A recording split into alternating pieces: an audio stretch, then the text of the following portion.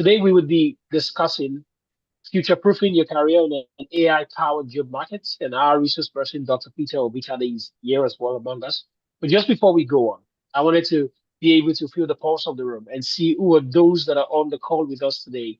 ISI, as much as we cater to young students and young professionals who are in the early stages of their careers, scattered across the world right now, a lot of us in North America, but this is also open to quite a lot of you. So please let me know in the chat where you're joining us from. You could just your name. You probably renamed yourself and you're showing your first and last name, so that's probably not needed to introduce your name. But just let us know where you're joining us from, what school you are in. I see some folks who have. I think I saw someone who had University of Ibadan appended to the name. So let us know where you're joining us from. Is it Lagos, Nigeria? Is it what part of Nigeria? What part of Africa?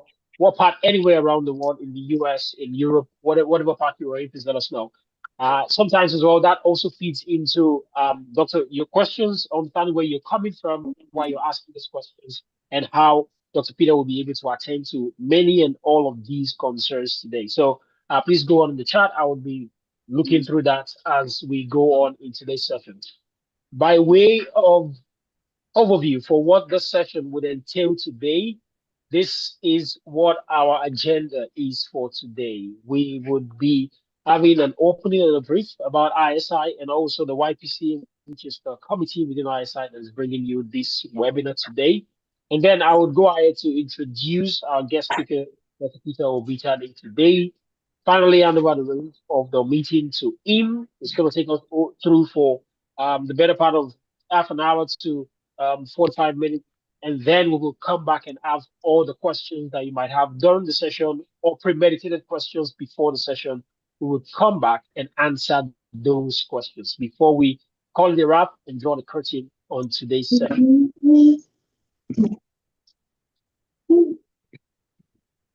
Okay.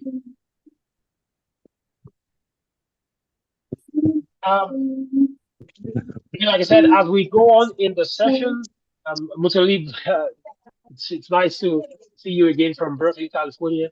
As we go on in the session, please, if you have any questions, I would ask that you please put them in the chat, or you can just note them until we have the Q&A session where you can then ask. Mr. Peter, could you give me the most privileged name so I can mute people? Thank you, sir. Thank you. Thank you. Okay, awesome.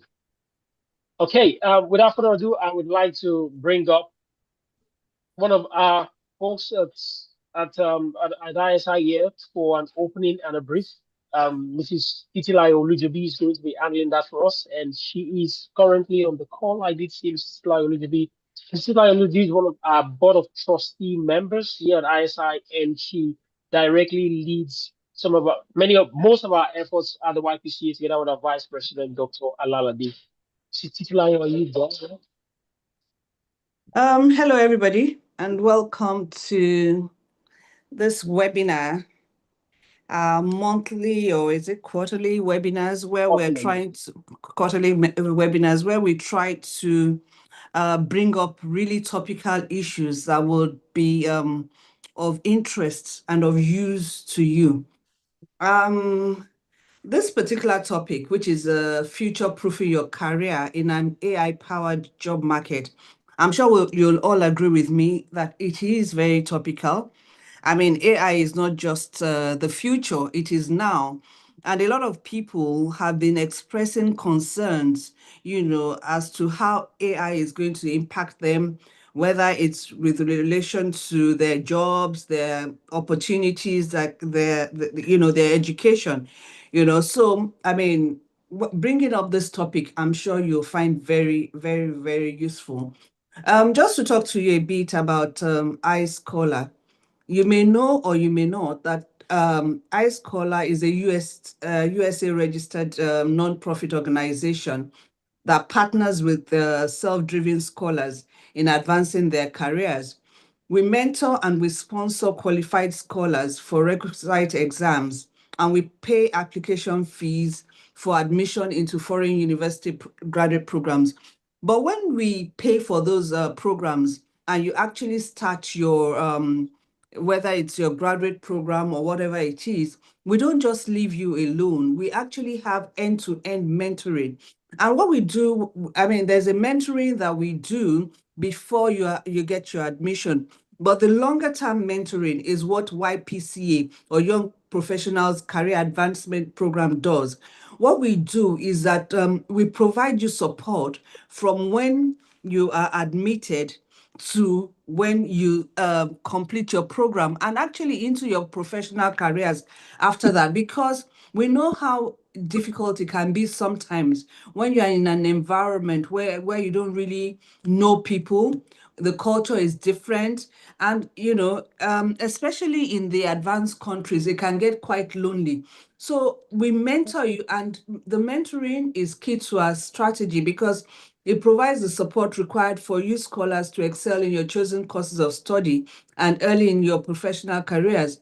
It ensures that you are kept within the network and you are able to pay it forward. I'm sure many of you may have had people, calling you or just trying to settle you in. So we make sure that no scholar is left behind. And, scholars also mentor scholars, in the sense that once you have gone through the ropes, you are in a good position to help somebody else who might be limping along the way. So it provides a platform for scholars to get back, and it helps us to ensure that scholars actually exemplify the iScholar value system. So I don't want to take too much of your time. Dr. Obitade is here to, tell us a lot about AI and the impact it may have on our careers. What I would advise is that please sit back, listen, take notes, and just generally be engaged. And I'm sure you'll benefit from the session. So once again, you're welcome. Thank you. Thank you so much, Mr. Flyer. Thank you so much. And welcome again, everyone. We would then now go into our session where I will be bringing up a guest speaker for today. After you have now learned about what ISI is and what YPC is and what we have to offer and why we do what we do. Our guest speaker today would be Dr. Peter Obitade. Dr. Peter Obitade is a seasoned technology and data science leader with over 19 years of experience driving innovation across Fortune 500 companies, including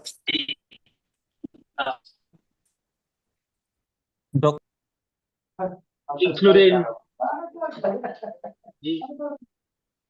it's trying to get out of the background noise. I'll take that again. Dr. Peter Obitade is a seasoned technology and data science leader with over 19 years of experience driving innovation across Fortune 500 companies, including Wells Fargo, Chevron, Apple, IBM, and GE, as well as through Big Four consulting engagements. He has served in senior roles such as IT director, principal consultant, and senior managing consultant at IBM, where he led global engagements in enterprise systems, cybersecurity, cloud transformation, and data analytics across teams in 9 countries. At Wells Fargo, Dr. Obitade managed teams of data scientists and machine learning engineers focused on client portfolio optimization, delivering AI-driven insights to enhance financial performance. At Chevron, he led analytics teams that applied machine learning and real-time data modeling to improve oil well production and cash flow generation. In addition to his industry leadership, Dr. Obitade serves as an assistant professor at Texas Christian University, where he teaches AI applications in finance, cybersecurity, and various industry sectors. He is deeply committed to workforce transformation, strategic project governance, and empowering professionals to future-proof their careers in an increasingly dynamic AI-driven global economy. Here with us for about the next hour to take us through future-proofing your career in an AI-powered job market. Please, everyone, welcome with me, Dr. Peter Obitade. Hey, everyone. Wow, that's first of all, I didn't even know I put in all those a lot of detail. So okay, awesome. So let me do you mind give me the sharing? Can I share my screen? Okay, so multiple, yes. So let's do this.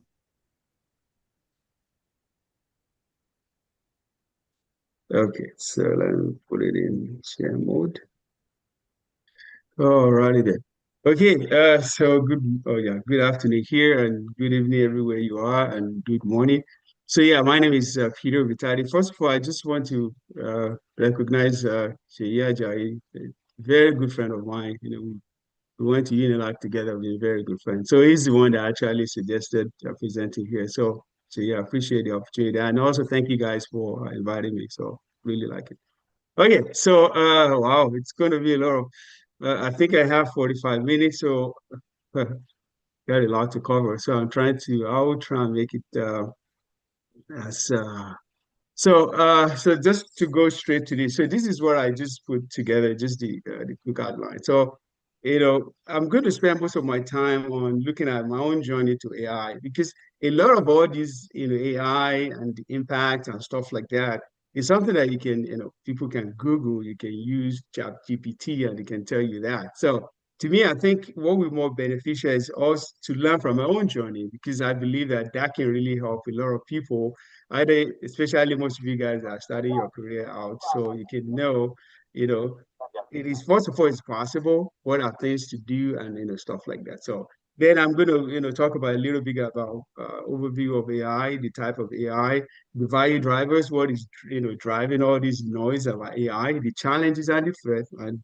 why and how to pivot. So I think, and you guys are going to see it's going to be, and then we'll do Q&A. Okay. So let's do this. Oh, the next one. Let me make sure I can. Okay. Oh wow. So guys, when I I was preparing for this, I was trying to look at my journey to AI, and I tell you guys, I mean, like 10 different jobs. So I was like, wow. I didn't even notice that I've done so many of these. So anyway, so that's why I call it my long journey to AI. So it took a lot of stuff. So anyway, so I just want to really to me is a way to to let you guys know my journey to it and hopefully encourage you guys to do something similar to me. Just like everybody I've known now, AI is not just the future, it's the present.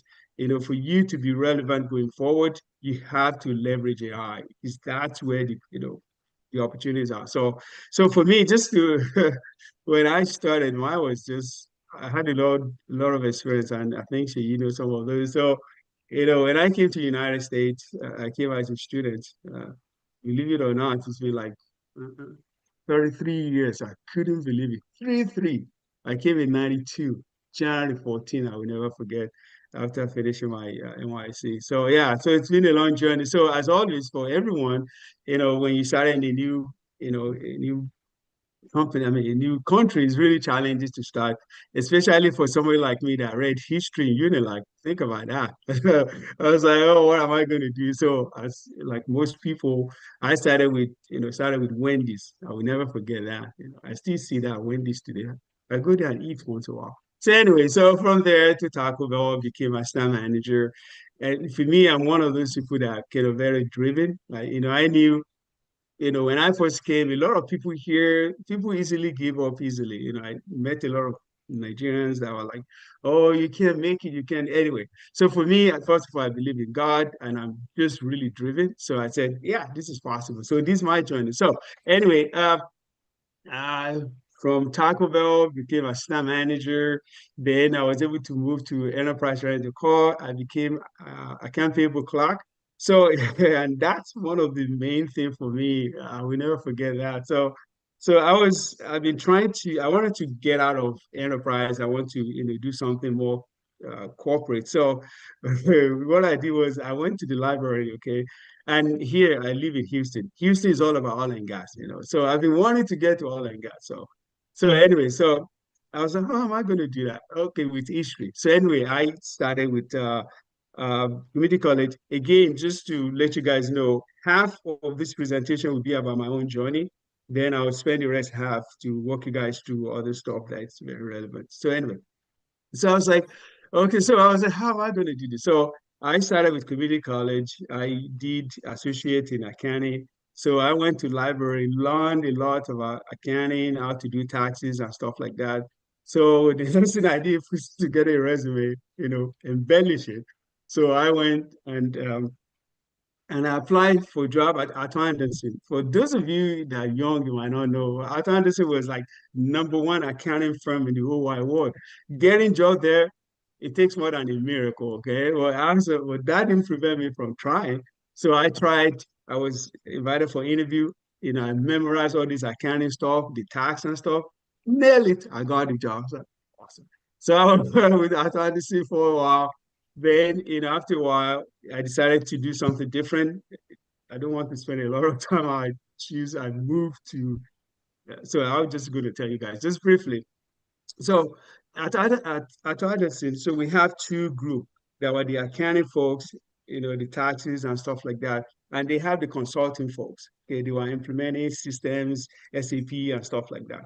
So those guys we call them the cash cow. Okay, they were making a lot of money, they were arrogant, they were having fun. We on the tax side, we were like the second child, nobody really cares so much about us. So anyway, so long story short, one day I was like, I think I'm in the wrong business. So I went to the consulting folks, the partner, and I said, what will it take for me to move from tax to, consulting? The guy was really arrogant. I was like, you can't do it. Just, stay with your tax. I was like, just tell me, just tell me.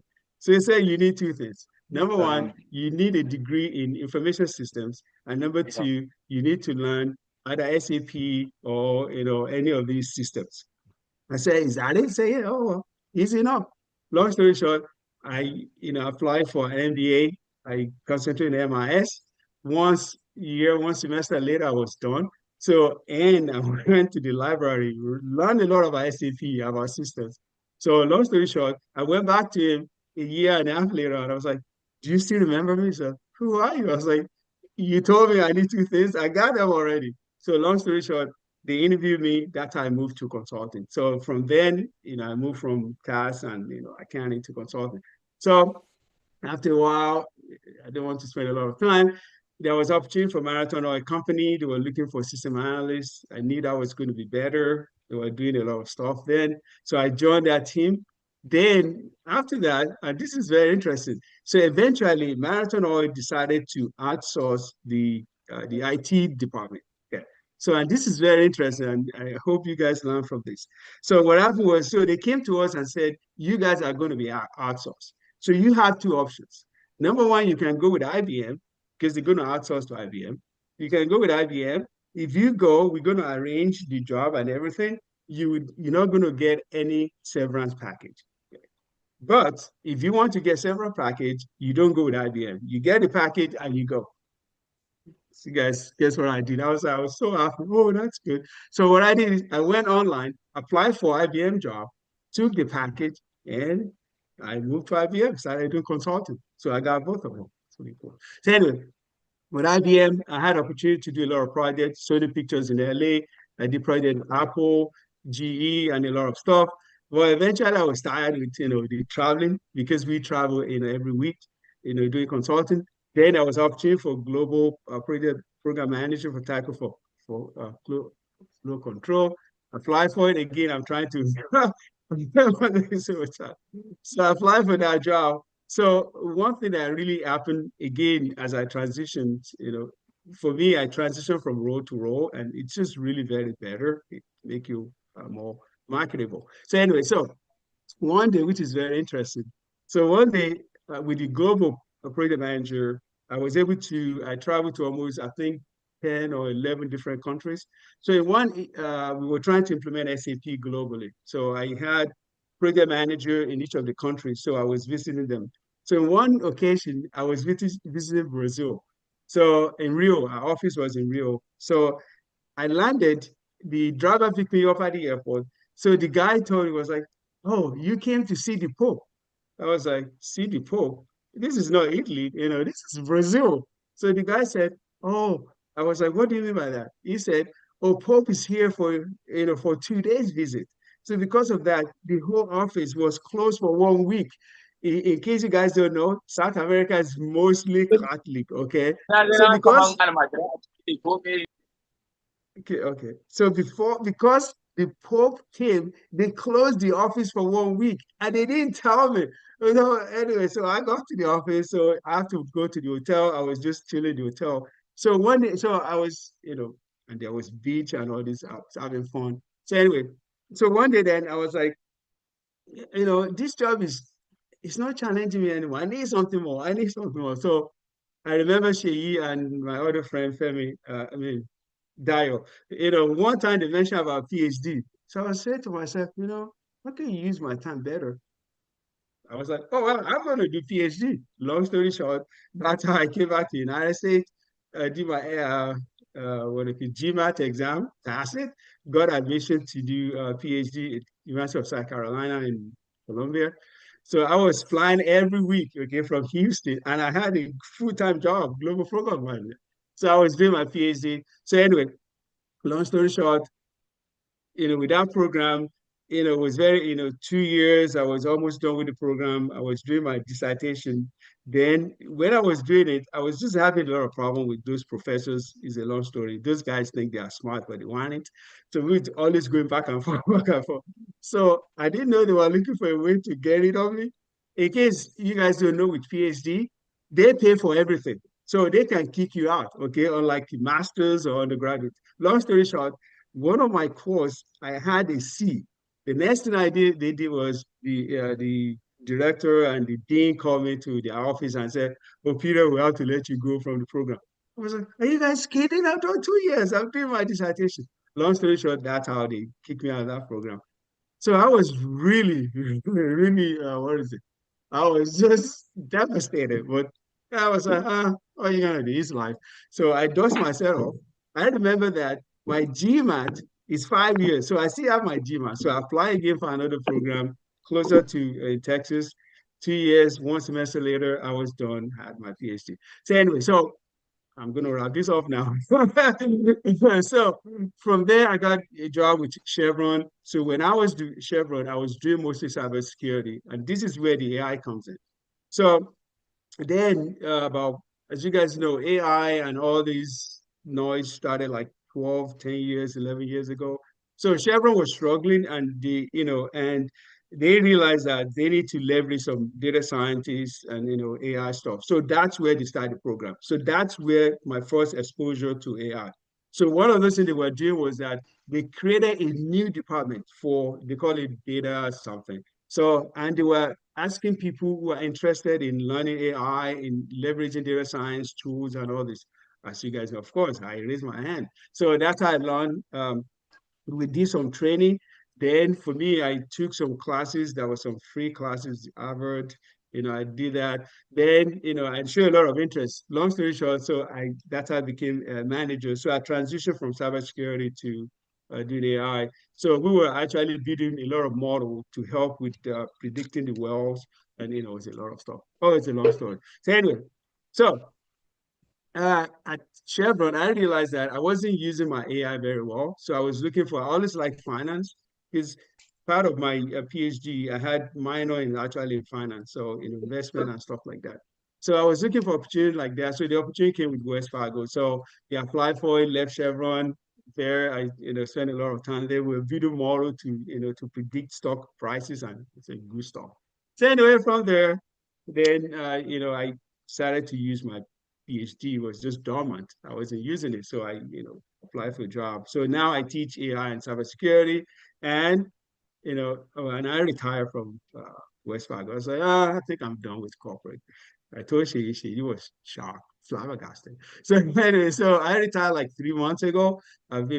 So anyway, was boarding and stuff like that. I was like, oh, well, I need to do something else. What do you know? So I set up my own company now. So I have my own company now. I call it Save Serve Investments. It's the seek save is from Luke 19:10. Jesus came to seek and to save those who are lost. So anyway, so before now, when I was at Chevron and Wells Fargo's, I've been trading stocks now for close to 15 years, 18 years. So I was helping almost 50 people do their wealth management, their 401k and stuff like that. So anyway, I reach out to those people now. So they are my clients now. To the glory of God, I have almost $30 million asset under management now. So it's just awesome. So that's my story. So let's keep it going. It's been a very interesting journey. Okay, so let me look at my time. Okay. Okay. So how did I did my own pivot? Number one is I started with company sponsored training at Chevron. That's my first time I heard about AI and the impact and stuff like that. And like I said, I took additional training. I took some in Harvard, Coursera, and Udemy. I spent a lot of time trying to understand the next one, learn how to do Python, how to build algorithm using Python, mostly machine learning algorithm is really powerful. And also I learned R. Then at Wells Fargo, of course, I manage those teams of data scientists, machine learning engineers. We're trying to build a lot of models, which if I have the time, I share some of those cool models that would be. So anyway, so we build a lot of model because they are wealth management team. So mostly we're trying to help clients, and these are very rich people, trying to help optimize their portfolio. So what we do is we build some model to predict the stock movement and also to determine the combination of assets that is really relevant because everybody's different. So we have to build portfolio for each client. So anyway, what else? So yeah, I just put the last one, success, other than AI or your career or anything else, number one, God first. To me, I gave my life to Christ a long time ago, and God has always been there. So I think that's person. The other thing is just to be different. You have to be hungry. You have to be able to do whatever I take. Okay. So now the first part, I walked through my own experience. Now I'm going to walk through just a high level on the AI side. Then lastly, I'm going to walk you guys through critical success factor, how you can pivot to do this. So this is very interesting. So computer programming. So I just put a computer program. So there are two ways you can program computers. Somebody have chart. Oh, okay, good. Okay, so there are two ways we can program computers. First of all, what is programming? Simply, programming is just instruction to computer to do something. For example, if I click my mouse and it moves, there's a program, there's a language behind the scene that tells it to do what it needs to do. So we, the IT professionals, so there are two ways we can program.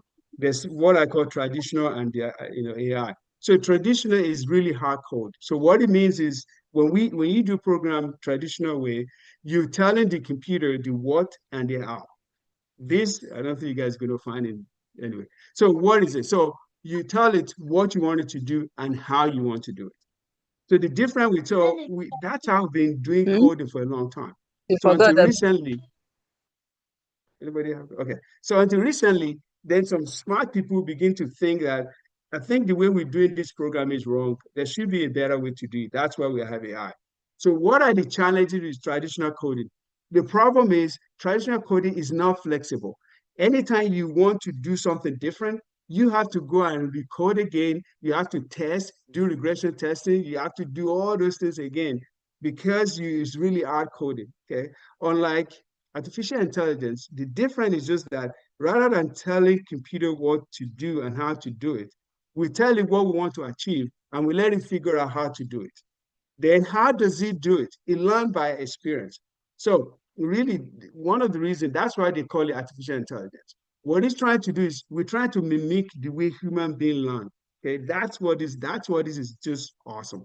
So because with human beings, we learn by experience. Okay, for example, when you guys, when we're in primary school, what you learn is different from when you're in secondary school, when you're now. So as you move towards life, you learn more. So that's what artificial intelligence is trying to do. So we're trying to mimic the way human beings learn, develop intelligence. And how do we do that? We use data, we use the experience, we feed it with data of what we're trying to do. Then by learning, it can actually now tell us how to do it. So we don't tell it how to do it, we let it figure out. Again, I try to, in my class, when I teach this, I try to compare these two to the way we raise kids. Okay, I have 4 of my own and they're grown now. So there are 2 ways, especially Africans, that we raise kids, okay? First one is you can be very strict with your kids, okay? You tell them what to do. You don't give them any room. You have to do this, you have to do this, you have to do it. That's what I call traditional way of coding.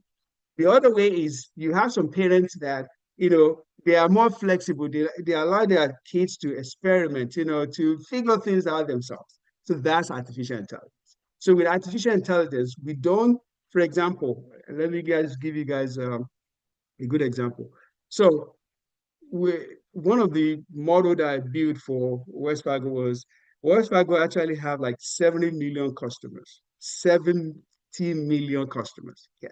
So they came to us, they were trying to see how many of these 70 million customers would be interested in wealth management. Okay, wealth management is where the bank make most of the money. You know, the savings account and checking account, even the loan, they don't make that much money. But with wealth management, you know, you're dealing with all these, you know, high net worth clients. They can pay a lot of money. So they were trying to find a way to leverage what they have to do more in the wealth management. So we built a model that looks through 70 million customers, and we're trying to predict how many of these 70 million will be interested in wealth management. Now, you guys think about it.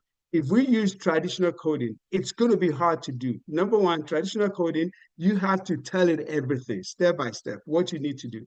And number two is the data set is so huge. And that's why we like artificial intelligence, okay? Because the more data you feed it, the more experience, the better your model. And I hope okay, yeah, it's just a long story. So anywho, so that's the difference. So let me move on. I can spend a lot of time on this. So, by the way, with the model that we built, we're able to narrow down the customer to about, maybe we split into two, three people that won't be interested, the maybe and the sure people. So those that would definitely be interested, we narrowed down to about 200,000 people. Then we have the maybes. Maybes was about maybe 400,000. Then the others are no, they're not going to be interested. And we use that based on some models, some variables. Anyway, they reach out to those people that are sure that they're going to do it. We got almost 90% of those people to do wealth management, and they make, over $1 billion on that. So it really works. That's awesome. Again, so in the background, I'm not going to spend so much time on this. Yeah, it's been a while, 1956. You guys can, learn all this, so I'm not going to spend so much time on it. The really thing with, machine learning is just that the ability for the machine to learn by itself. So you tell it what to do, then we tell it what we need. For example, in our case, we're like, we need customers that are interested. Then we fed it with two types of data, okay? All the customer that we have, and those that currently have wealth management. So we fed it with those data. So it learned that, okay, these are all the customers I have, and these are the people, and we use different variables, like income, their age, their gender, their, background, their risk profile. So it learned, so you can see, okay, this is the people that, did wealth management. These are all the data that I have. So anyway, so it was able to learn and produce the result, or like telling it, how to do it. So it was able to look at so many, anyway, it's a long story. So that's it. So what we do with AI is just that, and that's why it's scary. And I'm going to talk about some of the challenges and the threats in AI.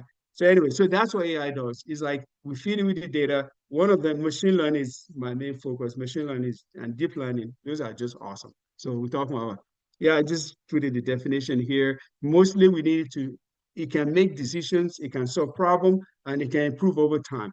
That's also what makes it so interesting. So when we build the model the first time, the model is usually not good. One of those things that we try to calculate is what we call accuracy score. Okay, so for example, when we built the first model with the 70 million, accuracy score was like less than 70. That's terrible. For a model, you need accuracy score of like 90, so that you know that 9 out of 10 times is going to be right. So improving over time, that's what we spend a lot of time in. We can do a lot of things to improve our model, add more data, do some fine tuning and stuff like that. So anyway, okay, guys. You guys just tell me when I have 10 minutes left. So I'm almost done. Okay, so here I just put in the type of AI, and again, this is something that you guys can get from. So there are 3 types. So there's narrow AI, general AI, and super intelligent AI. So now the narrow AI, that's where we are now. Okay, so everything you think about, the machine learning model, ChatGPT, Alexa. So we call it weak because it's really a task specific. Means you have to tell it what task you're trying to do. For example, the one I give you guys, another one that we did with Wells Fargo that was really awesome was that as you guys know, banks give out loans to customers. In banks, so they have people that we call personal bankers. So what their job is, when you need a loan, you go to them, you sit down with them, they give you all the requirements, they tell you to bring your document and stuff like that.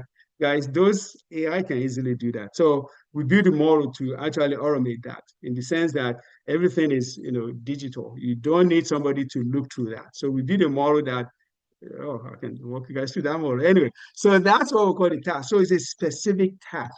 So in that case, we were trying to say, okay, tell us who should we grant the loan to. Again, we tell the model what we need. We don't tell it how to do it. Then we feed it two types of data. People that we've approved the loan before, people that will reject the loan. So it learns by that, those data sets, develop experience, then it can figure out, okay, which one it is. By the way, because of that model, West Fargo is able to lay off a lot of people. So that's also one of the problems with AI. So all of a sudden, they don't need that many personal bankers anymore because AI can do that. So anyway, so yeah, so the weak one is about task specific. Means for this to work, you have to be specific on what you want it to do. Okay? So the next level is what we call human level, the strong one. Okay. This one, even you don't have to tell it the task, it can figure a lot of stuff out. We're not there yet. And the last one, the super intelligent, we're not there yet. By the way, guys, those are the two that just really scary. Okay. Because all of a sudden now, okay, I'm trying not to scare a lot of people, but people are not paying attention to AI because it can actually destroy a lot of stuff. And that's the problem with AI because unlike the traditional programming, whereby we tell it how, we control what it does. With AI, it's more or less you let it do it. For example, it's like our kids, okay? No matter how strict you are, as a parent, after a while, they go to college and they become their own man, they can do whatever they like. The same thing with AI. So eventually, so we are afraid that, especially those two levels, okay, the general AI and super intelligent AI, we're not there yet. That's just going to be, it's going to have intelligence that just surpass human being. And that's going to be scary. Anyway, we'll get there one day. Okay. So here, I just put in some of the type of AI, because every time people hear AI, there are different types. So they are not the same. The machine learning is the big one. That's my main focus. We build model to solve business problem. So machine learning deals mostly with numbers. So let's say we want to know who should we give loan to. Chevron want to know how much cash per well. So there are two types of machine learning: that's supervised and unsupervised. Oh, I don't want to go through a lot of stuff. Anywho, okay. So again, there are so many applications. So most of the business operation, we use machine learning them. For example, YouTube, for example, you have literally billions and billions of videos, okay? So now guess what? With those billions of videos, without AI, it's not going to work. So with machine learning, there's something we call unsupervised machine learning clustering. So let's say you go to YouTube and you search for a video, you're going to find out that it's going to show more videos similar to what you do. That's unsupervised machine learning. That's clustering. So what it does is it clusters that video based on either it's a music video or exercise video or whatever. So without machine learning, it's almost impossible to use YouTube. So there's a lot of application of machine learning. Deep learning is the next level. It's really very powerful. So in essence, we use neural network. With deep learning, it's trying to mimic the way brain works. It's one of the, wow, it really is one of the so complex tasks. I can give another example, but because of the time, generative AI, that's what everybody's familiar with, is really mostly text and images, like ChatGPT and stuff like that. Natural language, similar to that. I'm going to rush through this. Computer visions, we use facial recognition, your phone and stuff like that.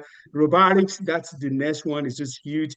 Reinforcement learning, I love reinforcement learning. So reinforcement learning, mostly, oh, that one is so awesome. We use it mostly in auto driving and in games. So with reinforcement learning, you don't provide the data. Again, I don't want to go into details. So you let the model collect the data by itself, interpret the data, and do a lot of things. The reason why we call it reinforcement learning is that we reinforce it when it does something wrong. So let's say, for example, self-driving car. if you drive in the car and there's a green light and it goes, if there's a red light and it goes, then it's wrong. So then we ding it. So that's what we call reinforcement. When it does right, you reinforce it. Anyway, long story short. SPAT system is also rule-based. It's very powerful. Speech recognition, AI plan and scheduling, all these AI agents. So these are some of the type of AI. Okay. By the way, let me ask you guys, the moderator, how many more minutes do I have? It's 14 and a half minutes. About 14 and a half. How many? About 14 minutes. 14 minutes. 14 minutes. Okay, so let's take 14 minutes. Okay, so yeah, before that, let's see. Okay, the benefit. Okay, so why, if you guys think about it, Google, Apple, Facebook, everybody, they're spending billions and billions of dollars on AI. Why? Number one, increase efficiency and automation of tasks. Okay, so think about it. Unlike people, okay, that can fall sick, that need, vacation and stuff like that, AI, guess what? Once you build a model, it can run 24/7. It doesn't have to take a break. We just continue to maintain it. It's more efficient. It can do enhanced data analysis, decision making. Awesome. It helps us improve a lot of stuff. Cost saving is the big one and that's lead us to the job. And I'm going to talk about that right quick. The thing is, just like I told you guys with West Fargo's, once we have all those models, we didn't need that many personal bankers anymore. A lot of them were laid off. So that's the thing, you can save costs. For companies, employee is the most expensive cost that they have. So looking for ways to reduce that the number of employees, save them a lot of money. 24/7, it's just available 24/7. Human error is reduced. Okay, I'm going to rush through this. The threat is just ethical concern is a big one. Job displacement, I'm going to talk about that more. Data privacy, security, lack of transparency, regulation, accountability. So there's still a lot of challenge with AI. And so here, now, I'm almost done, 10 more minutes. Okay, why do we need to future-proof our career? Very simple. Number one is AI will impact every profession. It's already started. And the challenge is people are not really paying attention, okay? 5, 10 years from now, wow, it's going to be huge. Every profession, there is no profession that is not affected. Down the road, we're going to need less and less of, doctors, lawyers, analysts, coders. I can give you a lot of examples of, doctors, even doctors now. Guess what? AI, give you a good example. Now, most doctors have all these iPad, okay? So every time they make decisions, they can, enter. So they look at a patient chart and say, oh, okay, it has this problem, and they diagnose it. And they enter their diagnoses and their suggestions into the iPad. Guess what? All those data are collected, okay? And we have all this data from so many doctors globally. So now think about it. Then instead of having one doctor telling you something to do, we have AI that's using. That's gone off. The headset has gone off. So we have doctors that's anyway, lawyers as well, analysts. You guys can do a lot of research. Again, this is going forward, things has really, really changed. Even Google, Microsoft, all of them, they are laying off a lot of people because AI can do better job than human beings. So the few people that we're going to need is mostly to validate the AI results and also to make some decisions. It's shaping every industry. There's a high demand for AI skills, increase efficiency, promote lifelong. It does a lot of stuff. So for every one of us, you got to learn to adjust to AI in your job to be relevant going forward. And here I just put in some of this, and I'm going to share this deck with everyone. With AI now, to stay competitive, you need to learn it. You need to create new value, adapt to industry, and you have to be responsive to AI. So here, I put in a summary how to do this. Number one is learn data visualization tools. That's the easy way to introduce to AI. Power BI and Tableau.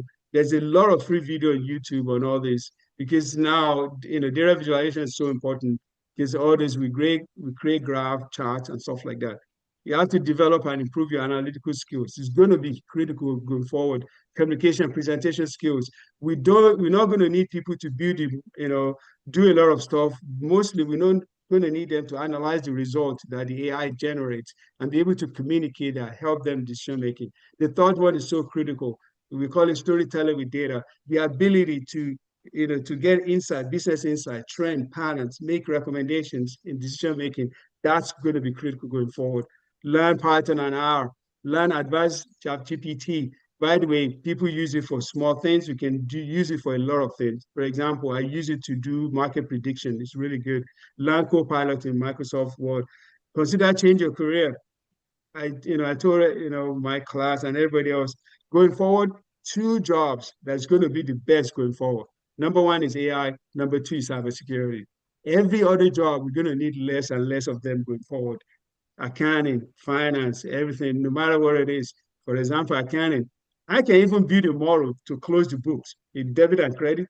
I can easily do that. So anyway, so yeah, so think about it. And for those that want to change, masters in AI is really good, or data science or business analytics. And also you can take some training on your own.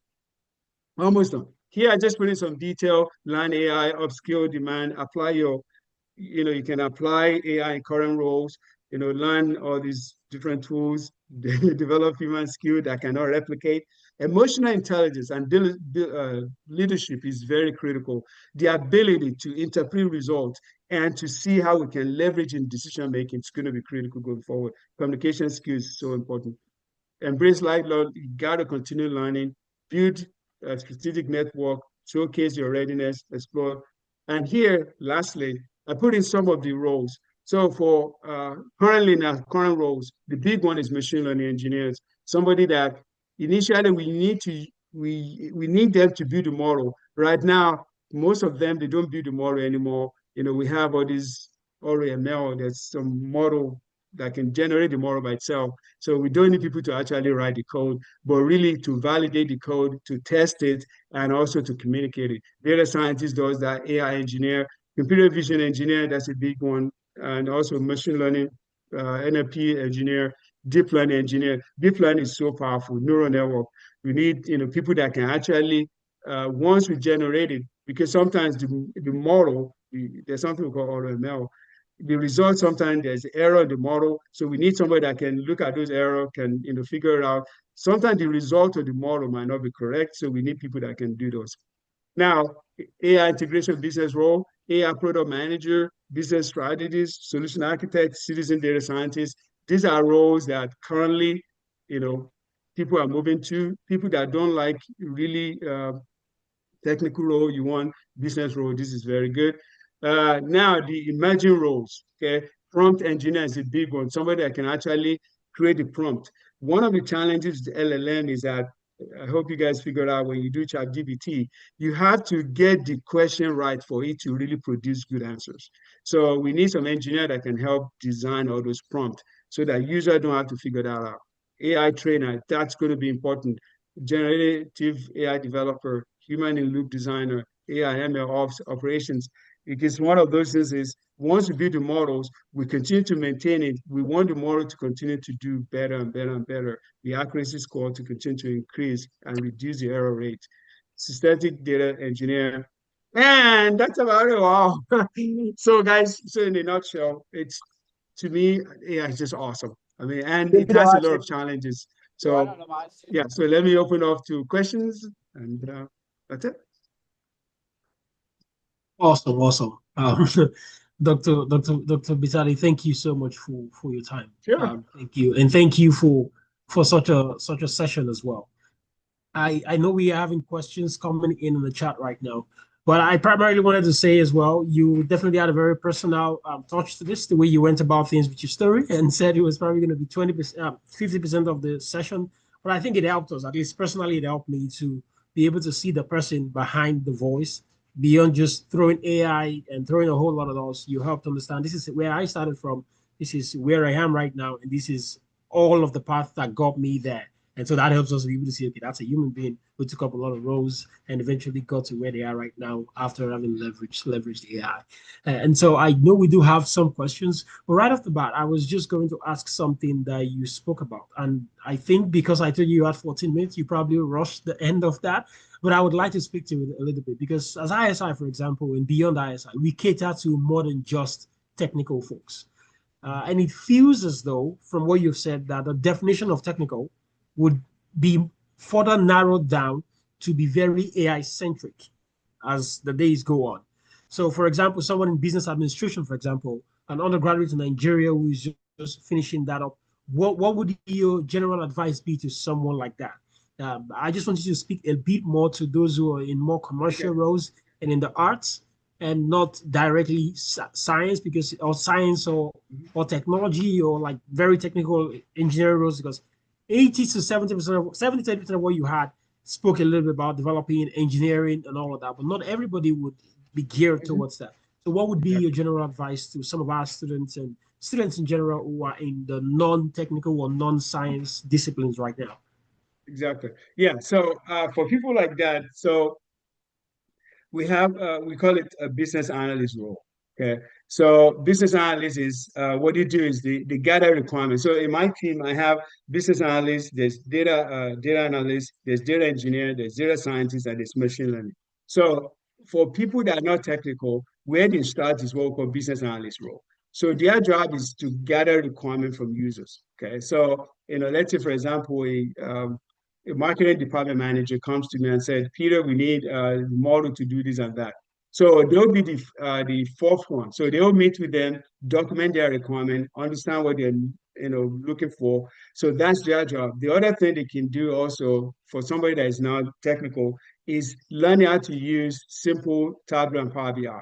So they can really easily create, dashboard. They can create report. Those are very easy. You don't need any technical stuff. It's drag and drop. Those tools are very, very good. So I think that's something they can do. The other thing that they can do is we call them product manager. So in their job is to learn they don't learn the technical work, just how we can use it in different areas. So they'll focus on one product. Okay, then they will understand, okay, what technology, they just make recommendations. So they don't need to do anything. You just learn some of those tools. So product managers are another one. I think also here, I put in to business integration, business strategies. That's also a big one. So because right now, every company is trying to figure out how to use AI. So we don't, a lot of them doesn't know how to. So we need people that can put together strategy. Okay, so that, okay, this is how we need to use it. This is, the pros and cons, and this is, strategies. Again, there's so many stuff. Yeah. Yeah, awesome. And one last thing is for those that are not, they also need to learn Copilot. Okay. So because Copilot is in all these Microsoft Excel and Word and stuff like that, that's something that everybody needs to learn, no matter what your skill set. Yeah.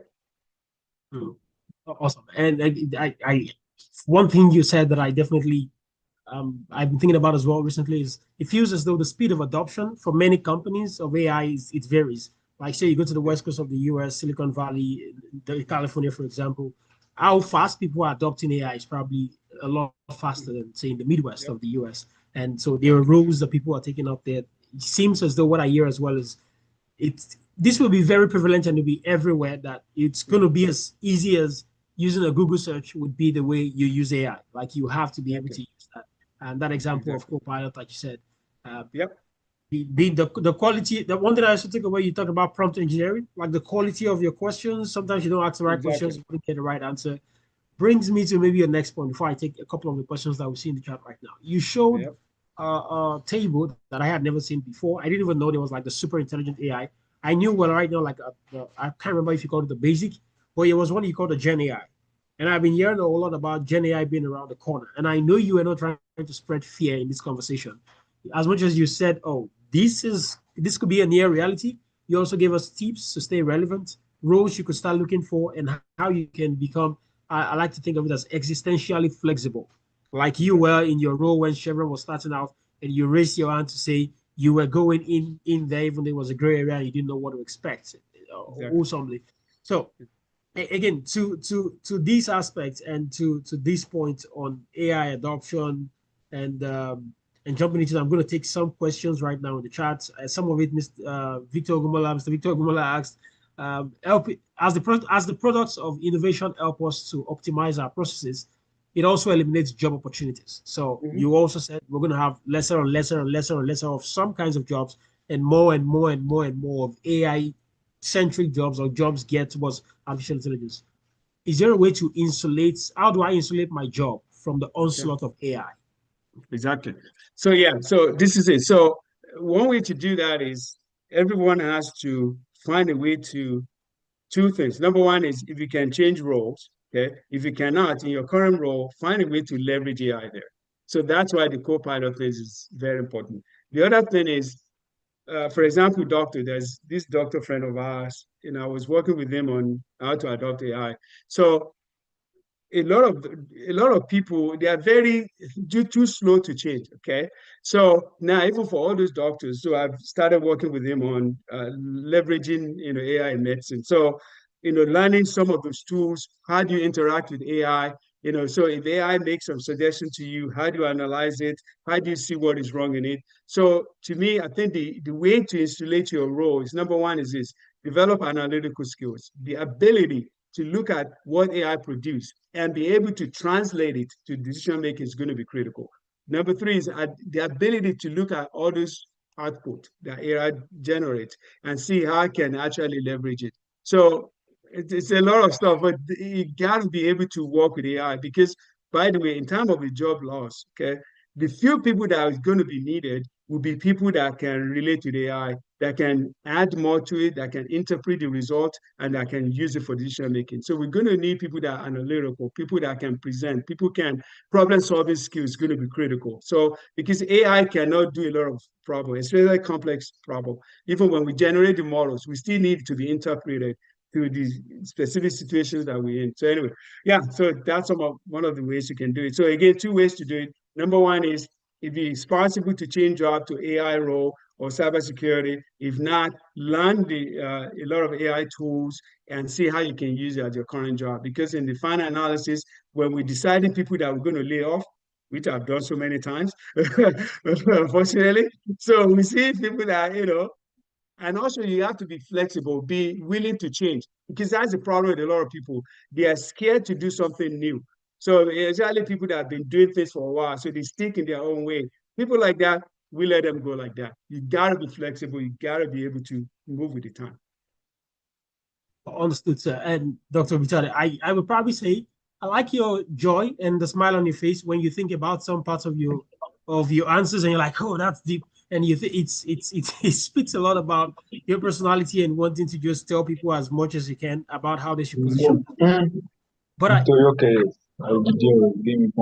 want to bring this further down. I want to distill it as simple as possible to someone who is on the call right now, hearing you say leverage AI, leverage AI, leverage AI. Before I probably take the next question that we have from someone asking about biostatistics, Marvelous on the chat, I wanted to speak more about what would this, because say for example, Google search, when people used to say use Google search for this, when you say leverage AI, are you talking about it as saying use tools like ChatGPT, or are you speaking to more complex things like being able to build AI models? Again, I'm asking that as a full-blown question so you can speak to, because there was also something you said about AI models, and I have seen that where you can get like an AI model and get it to do some work for you, and you can now begin to say, okay, what did it do? Your job will now be to interpret if what it has given to you as an answer is correct. But what does it mean to leverage AI? And maybe we can tie this into an answer for somebody in the chat asking, say, in the field of biostatistics. If that's a field you're very used to, sir, please use that field as an example so we can address that question, or use any other field. What does that look like day to day for a young person, for a student in school to say you are leveraging AI? What does that look like? Okay. So for this in the medical side, I think we're going to do it. There's something called, there's a course called biomedical informatics. So the ability, and I would suggest anybody that wants to do master's or PhD, that's a huge one going forward. So because if you look at the medical field, they have all this, there was one time I worked with Johnson & Johnson, and we were trying to look at it's a long story. Anyway, because of the time. Okay, so now, how do you practical way to leverage it in medical? Number one is Copilot is huge. People are not paying attention to that. Okay. For example, in Excel, if you have Copilot Excel, for those of you that haven't used it, you got to learn it. Okay. You can type in what you need. For example, you can create charts, you can create graphs, it can do a lot of analysis. So that's one, everybody needs to be able to use Copilot in Excel. So that's one practical way to use. So you have a data of, patients or whatever, and you're trying to do something, you can type in, it has advanced feature.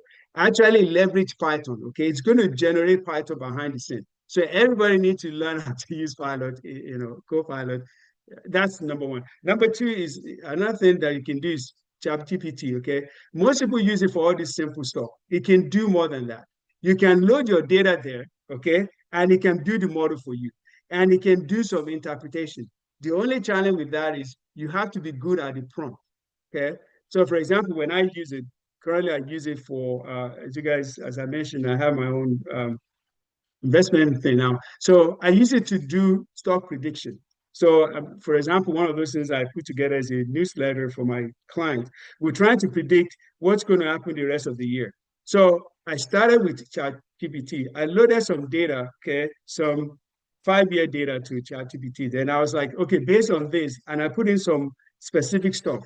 So you start first, it's going to give you your result. It's not good enough. You keep going at it. So, okay, what of the accuracy score? Currently, I have accuracy score of, or probability. Probability is 13%. That's too low. Okay, how do I get to 50% probability? Okay, what do I need to give you? So, yeah, anyway, so those are ways you can actually do it. Yep. Oh, awesome. Thank you, sir. And just so I know, I addressed Marvelous's question in the chat. Is there a way you think you know practically some in the field of biostatistics? I know you talked about bioinformatics in the medical field, which maybe relates to that a little bit. Is there anything at all you know about biostats? What would work look like in these roles? Or would it be largely leverage Copilot as well? So biostats is really awesome, okay, because one of the big model that we build in AI in machine learning is regression analysis. So there are so many ways you can build regression. You can use Excel, you can use SAS and all this, but we use it, it's part of what we call supervised machine learning. So really what you can actually do is you can go to ChatGPT, rather than you using any of those tools, you can use it to build your regression model. Because that's what statistics is all about. Actually, I teach advanced statistics. So that's it. So for you, that was even very simple. Learn how to use ChatGPT to do regression analysis, advanced regression analysis. That's one way that you can use it. And, depending on what you're trying to do. Another thing is you can, even with Copilot as well, they can generate some Python code for you. So for those doing statistics, seriously, those are the professions that we're going to need going forward. Because most other medical field, we're not going to need a lot of them. But profession that can leverage data, that can analyze data, that can use in decision making, is going to be good. Biostatistics, awesome. I'm definitely taking away a good note here, because I knew Copilot, but I always thought about Copilot as an equivalent for ChatGPT, for Gemini. I did not even know that it's something you could now use in Excel. I'll normally go work with it and get some things to go try in Excel myself. But what you say right now, I'm very, very ready to go check in Excel if I have maybe that add-in.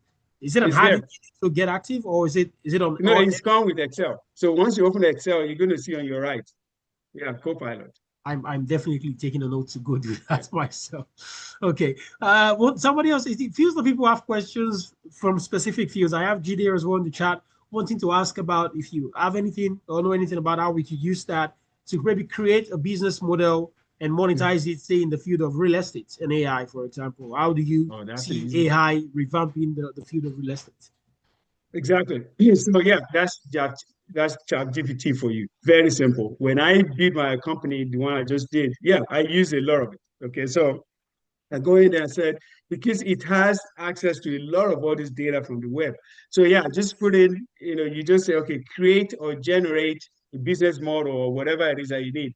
But the thing is, it's not going to do it at once, because sometimes, so you have to do a lot of, okay, what if you do this? So you have to add a lot of things to it to get to what you need. That's what you need. You can do Gemini as well, but ChatGPT is very good at that. So you can easily get a good business model. It walks me through all the documents I need, even to register my company. It walks me through even budgeting, how to structure wealth management. Make it specific what you're looking for. It's going to generate it for you. It's really powerful. People don't realize that's the best way to do it. So before I take that, thank you for speaking to that. Before I take the next question from Eileen, wanting to talk about ethical and non-ethical use of AI. Like I said, I was speaking about this initially, and I think I stopped that train of thought. You talked about the low-level AI that we have right now, which is as good as it is, ChatGPT and getting better. And then you talked about Gen AI. in your experience, or as much as you know, how close do you think we are to Gen AI right now? I've been hearing a lot saying OpenAI might be very close to Gen AI, but what are your thoughts on Gen AI coming around the corner? So the next level, which we call a strong AI. So currently now, the AI that we have, we call it weak AI, is actually, it's not as smart as humans. Okay. This next level is the strong AI, whereby it's the same level as human. And the last one, super intelligent, which is smarter than human beings. Okay. So right now, what everybody's working towards is the second one, whereby, because still, even if you guys look at the self-driving cars, Tesla started that in Austin, they still have some issues. So it means where we are, we still have weak AI. So now the money now is over there. So they invested a lot of billions. So some people, I think we are close. Probably we are like 70%. So I think the next 2-3 years, because one of the challenges we have is how to process. We have this huge form of data. So now the good news is we have what we call the computing, quantum computing. So it's going to really help us a lot to do a lot of those processes. So I think the next 2-3 years we'll get to that strong AI. Then maybe 5 years from now we'll get to super intelligence. But with quantum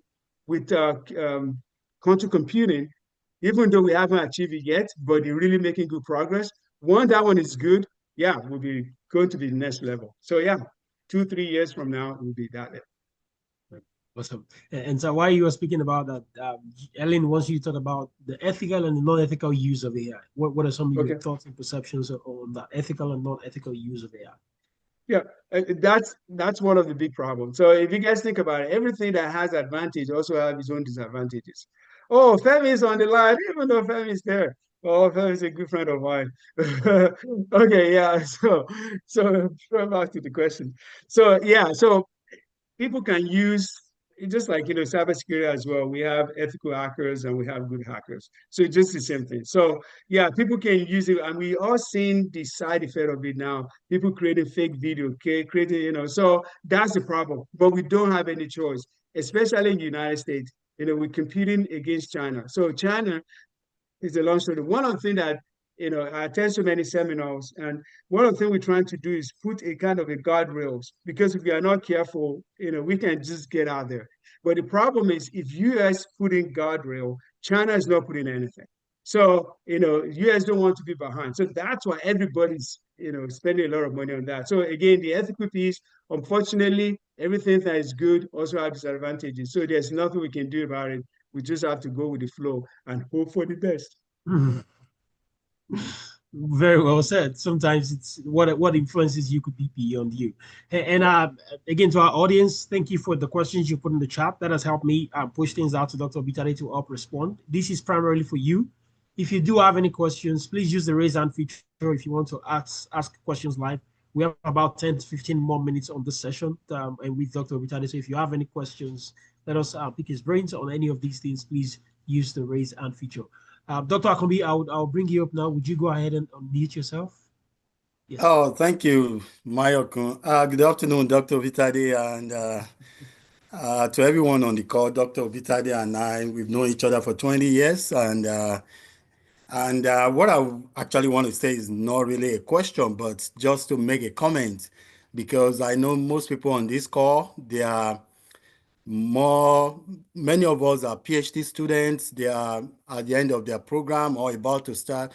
But I just want to make a comment, because I've known Dr. Obitade for 20 years, and my own experience, and to validate some of what he has said, I have a PhD in geophysics, and I believe in 2016, with the oil and gas downturn, I was laid up in Halliburton. And guess what? Dr. Obitade was my first port of call, because we go to the same church, and he's been a very good friend.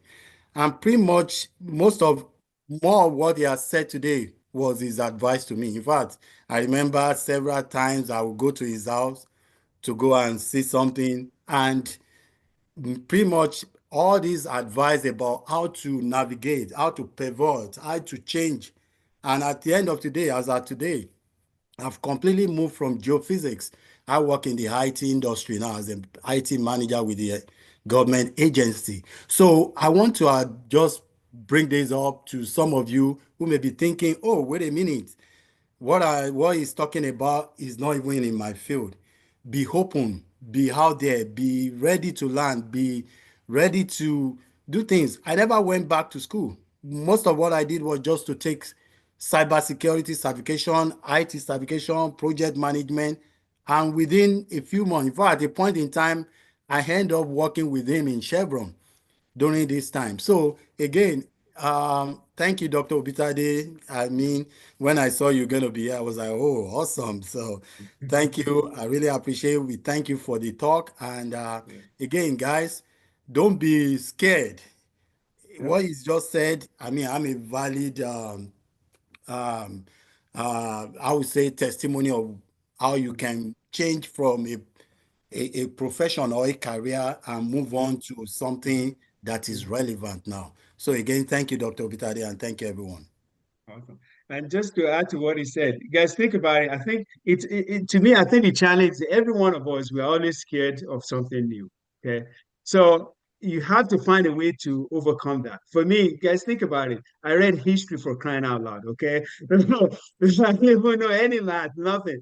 I have to come back and learn all the math that I ignored when I was in high school. I have to learn the college algebra, statistics, all these advanced math and econometrics and stuff like that. So please don't forget, you can do it if you really want to do it. There's nothing, if I can do it, you can do it as well. That's also one of my messages, because I didn't have any of this background at all. Again, I read history for crying out. So be able to be flexible, be willing to transition. If somebody else do it, you can do it too. It's not rocket science, for crying out loud. It's just, so anyway, that's just encouragement to everyone that it's possible.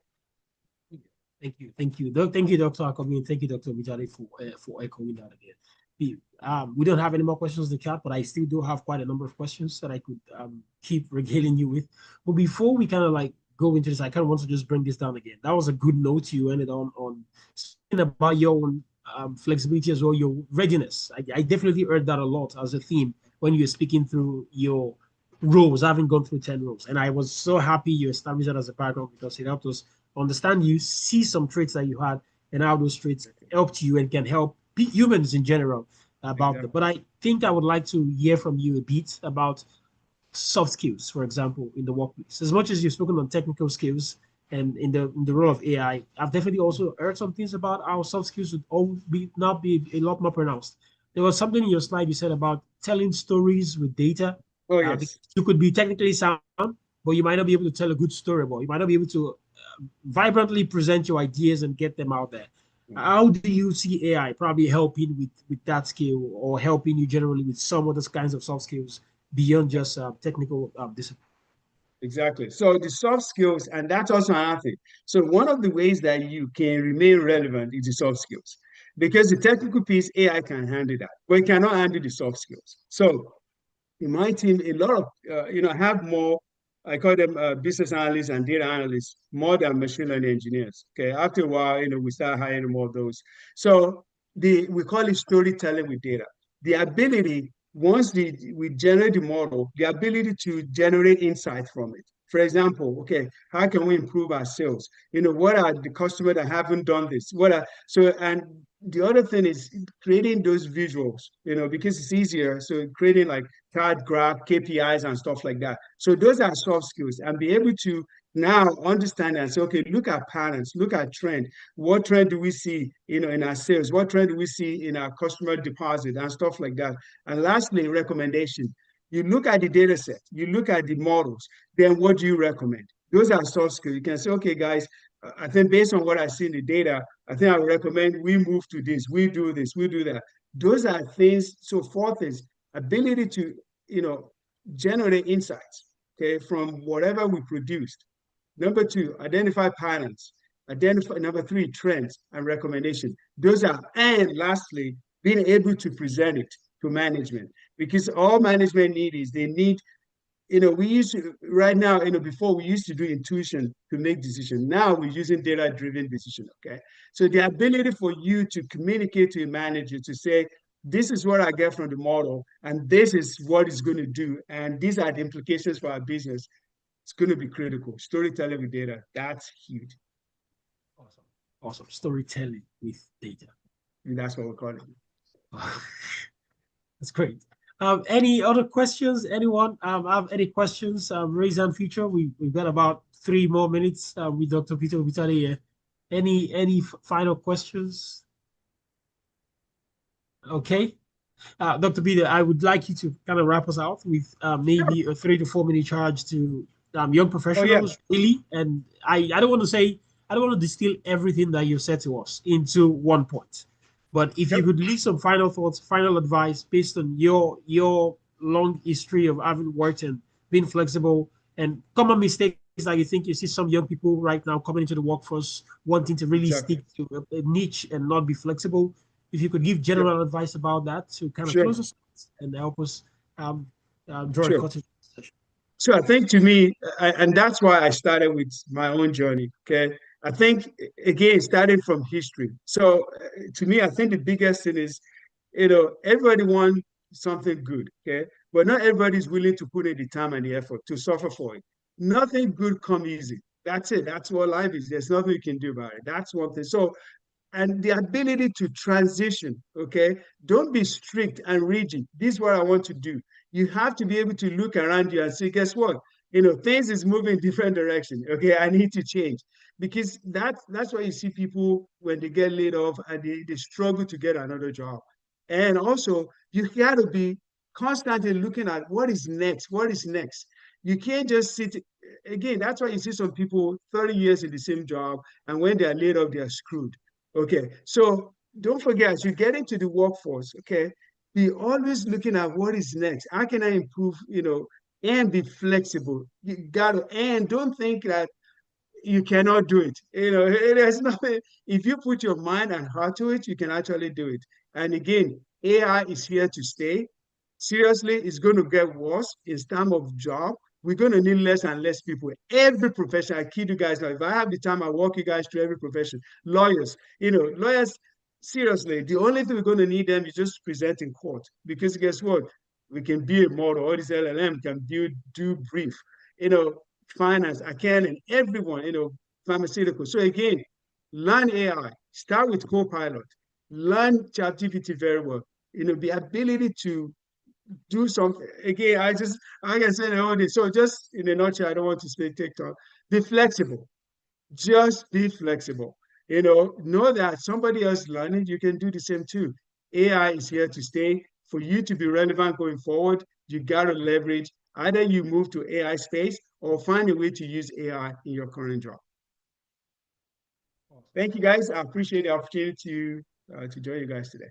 Thank you so much for being here with us, Dr. Peter. Thank you so much, and for bringing that all together and making it all the more juicy. Mr. Victor, do we still? We still have Mr. Victor. I'll be bringing Mr. Victor up now for closing and thanks. Mr. Victor, please take it away. Yeah, thank you so much, Mayokon.